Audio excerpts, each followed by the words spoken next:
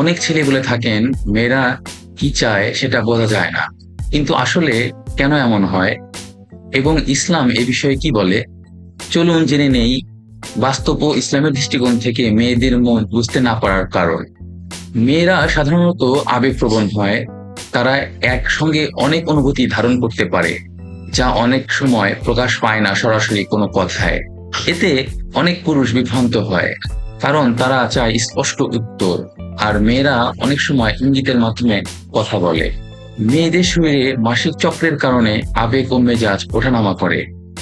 এটা কোনো সমস্যা না, এটা এক নারীর জৈবিক বৈশিষ্ট্য।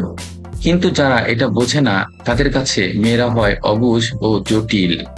ভদ্রভাবে চুপচাপ থাকাটাই শালীনতার অংশ, ফলে তারা অনেক কিছু নিজের মধ্যে রেখে দেয় যা পুরুষ বুঝতে পারে না। হযরত মুহাম্মদ সাল্লাল্লাহু আলাইহি ওয়াসাল্লাম বলেছেন, তোমাদের মধ্যে সেই ব্যক্তি উত্তম যে তার স্ত্রীর সাথে উত্তম আচরণ করে। ইসলাম নারীকে জটিল বলে ছোট করেনি, বরং বুঝতে শিখিয়েছে, উৎসাহ দিয়েছে। নবী করিম সাল্লাল্লাহু আলাইহি ওয়াসাল্লাম বলেছেন, নারীকে পাঁজরের হাড়ের মতো সৃষ্টি করা হয়েছে। যদি তুমি সোজা করতে চাও তবে তা ভেঙে যাবে, বরং তুমি যদি ধৈর্য ধরো তবে সে তোমার জন্য উপকারী হয়ে যাবে।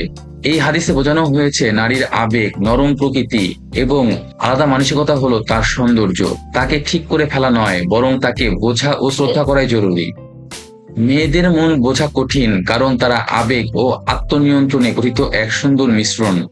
আর ইসলাম আমাদের শিক্ষা দেয়, সহানুভূতি, ধৈর্য ও শ্রদ্ধার মাধ্যমে তাদেরকে বোঝাতে হবে। তাই ছেলেদের উচিত মেয়েরা আসলে কোন বিষয়গুলোতে মনোযোগ দিতে বলছে সেটা বোঝা এবং নিজের আচরণে নম্রতা আনা। বন্ধুরা, ভিডিওটি যদি তোমাদের ভালো লেগে থাকে তাহলে লাইক দাও, শেয়ার করো এবং চ্যানেলটি সাবস্ক্রাইব করে রাখো। আর কমেন্টে লেখো তুমি মেয়েদের কিভাবে বোঝার চেষ্টা করো।